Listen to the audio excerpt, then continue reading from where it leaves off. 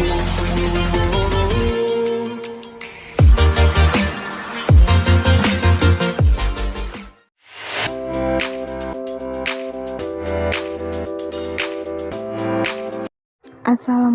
warahmatullahi wabarakatuh. Perkenalkan, nama saya Dinda Mulia, mahasiswa jurusan Kebidanan dari Politeknik Kesehatan Tanjung Karang. Jadi di sini saya akan membahas tentang kehamilan ektopik terganggu atau yang biasa disebut dengan KET. Jadi disimak baik-baik ya. Baiklah, langsung saja. Untuk yang pertama kita akan membahas tentang pengertiannya terlebih dahulu. Jadi, KET atau kehamilan ektopik terganggu merupakan suatu kondisi kehamilan di luar kandungan di mana implantasinya yang seharusnya itu di dalam endometrium atau di uterus itu letaknya di luar uterus. Nah, untuk KET ini apabila di dalam implantasinya itu dia kemudian pecah, maka ini akan sangat berbahaya sekali bagi kehamilan atau bagi ibu hamil tersebut. Nah, itulah pengertian dari kehamilan ektopik terganggu. Selanjutnya kita ke etiologi atau penyebabnya. Nah, untuk etiologi atau penyebabnya ini sebenarnya belum diketahui secara pasti. Namun, menurut buku Cunningham, etiologi dari KET ini terbagi menjadi 3, yaitu ada faktor mekanis, faktor fungsional, dan faktor lain. Baiklah, kita bahas satu persatu. Yang pertama itu ada faktor mekanis. Nah, untuk faktor mekanis ini itu adanya infeksi saluran telur.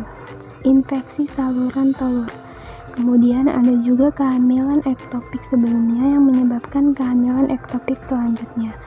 Lalu ada abortus, kemudian induksi yang dilakukan lebih dari 1 kali. Lalu adanya tumor juga akan mempengaruhi kehamilan ektopik terganggu secara mekanik. Kemudian selain itu adanya endometriosis, juga adanya kelainan dari pertumbuhan embrio seperti adanya tuba yang sempit, panjang, dan berlekuk-lekuk. Nah, itu adalah faktor-faktor mekanis, yaitu yang mencegah atau menghambat perjalanan ovum yang telah dibuahi ke dalam kavum uteri. Selanjutnya, yang kedua ada faktor fungsional. Untuk faktor fungsional ini merupakan faktor yang memperlambat perjalanan ovum yang telah dibuahi ke dalam kavum uteri. Nah, seperti migrasi eksternal ovum dan migrasi internal ovum. Kemudian pada wanita dengan hanya mempunyai 1 ovarium dan adanya perubahan motilitas dari tuba itu adalah faktor-faktor secara fungsionalnya. Kemudian yang terakhir ada faktor lain. Nah, faktor lain itu adalah faktor selain yang disebutkan tadi, selain faktor mekanis dan faktor fungsional. Contoh dari faktor lain ini seperti adanya kelainan zigot, yaitu kelainan kromosom atau malformasi, kemudian adanya penggunaan hormon estrogen seperti pada kontrasepsi oral. Kemudian adanya pembesaran ovarium, lalu adanya pemakaian antibiotik pada infeksi tuba, karena tuba itu akan menyempit jika diberikan antibiotik. Kemudian ada juga pada wanita yang umurnya itu berkisar 30 tahunan. Nah, itu adalah faktor-faktor penyebab dari kehamilan ektopik terganggu. Kemudian kita lanjutkan pada gejala dan tanda dari kehamilan ektopik terganggu. Nah, untuk gejala dan tanda ini sebenarnya sukar didiagnosa, tapi hal ini juga tergantung dari lamanya kehamilan ektopik terganggu itu.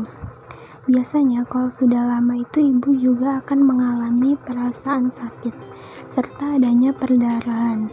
Nah, itu yang secara umumnya, tapi untuk secara khususnya itu ada beberapa, yaitu ada amenor, nyeri perut bagian bawah, perdarahan, dan nyeri bahu.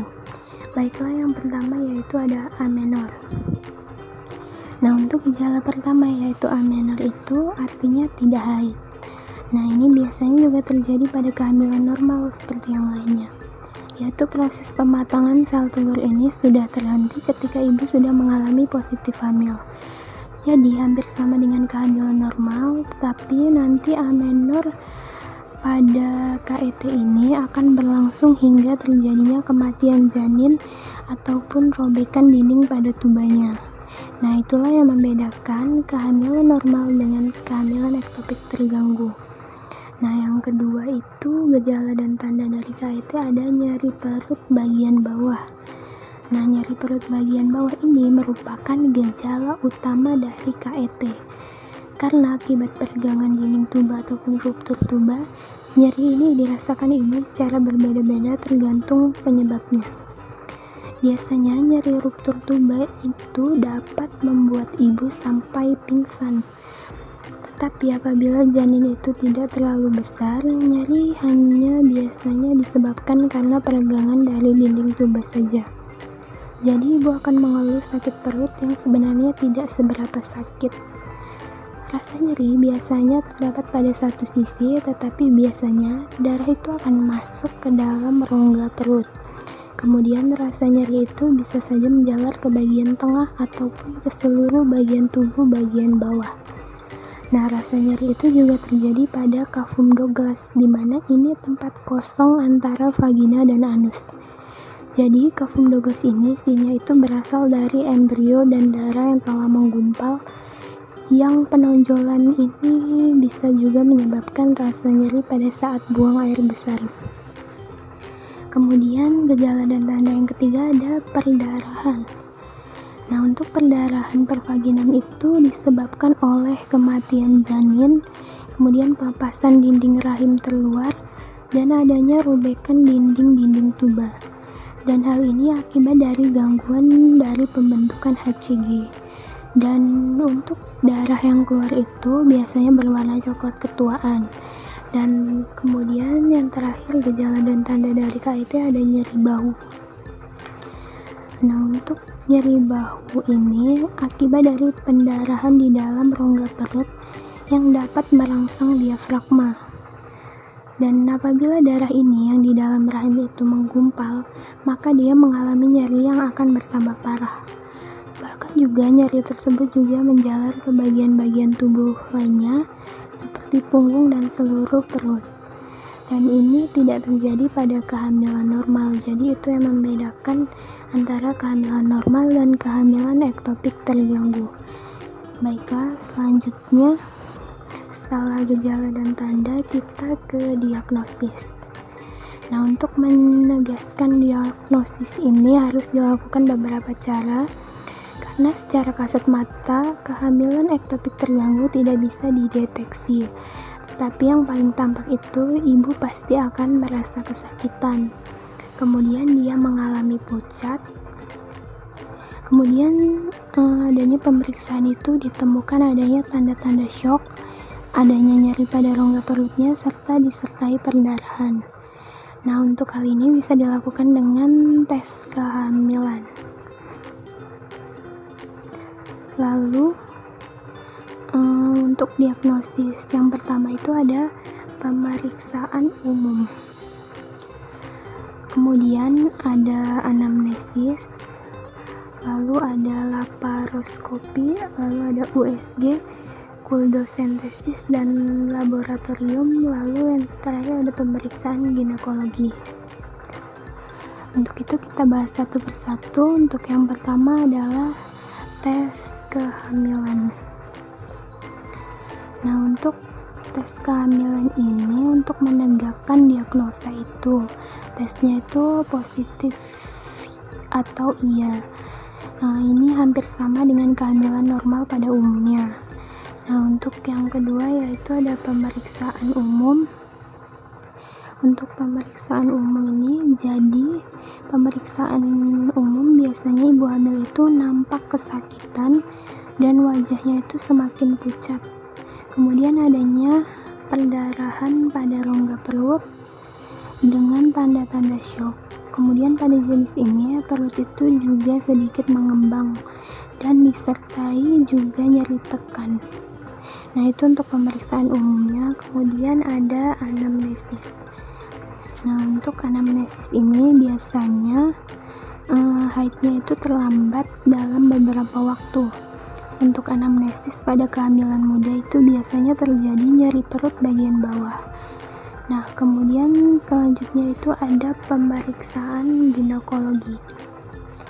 Pemeriksaan ginekologi ini adalah untuk pemeriksaan ginekologi biasanya adanya rasa nyeri pada serviks. Kemudian apabila uterus itu diraba, dia juga sedikit membesar, kemudian dia juga tidak bisa membedakan antara tumor dengan batasan-batasan yang jelas, dan biasanya sukar untuk ditentukan. Selanjutnya yaitu ada laboratorium. Nah, untuk laboratorium di sini itu untuk pemeriksaan laboratorium itu dengan pemeriksaan Hb atau hemoglobinnya dan jumlah sel darah merahnya. Dalam hal ini bisa saja mendengarkan diagnosis kehamilan ektopik terganggu, terutama pada tanda pendarahan di dalam rongga perutnya. Nah, untuk selanjutnya yaitu ada kuldosentesis. Ini merupakan suatu pemeriksaan untuk mengetahui apakah di dalam kavum Douglas tadi itu terdapat darah atau tidak. Nah, cara ini sangat berguna untuk menegakkan diagnosis dari KIT. Selanjutnya itu ada USG. Dan untuk pemeriksaan USG ini berguna juga untuk menegakkan diagnosis. Pastinya dengan adanya temuan kantong gestasi di luar uterus yang di dalamnya itu terdapat DJJ-nya. Nah, kemudian yang terakhir yaitu ada laparoskopi. Nah, pemeriksaan laparoskopi ini merupakan alat bantu diagnosis terakhir untuk kehamilan ektopik. Nah, itulah mengenai diagnosis dari kehamilan ektopik terganggu. Baiklah, itulah materi yang saya jelaskan tentang kehamilan ektopik terganggu. Semoga bisa bermanfaat bagi yang menyaksikan. Terima kasih. Wassalamualaikum warahmatullahi wabarakatuh.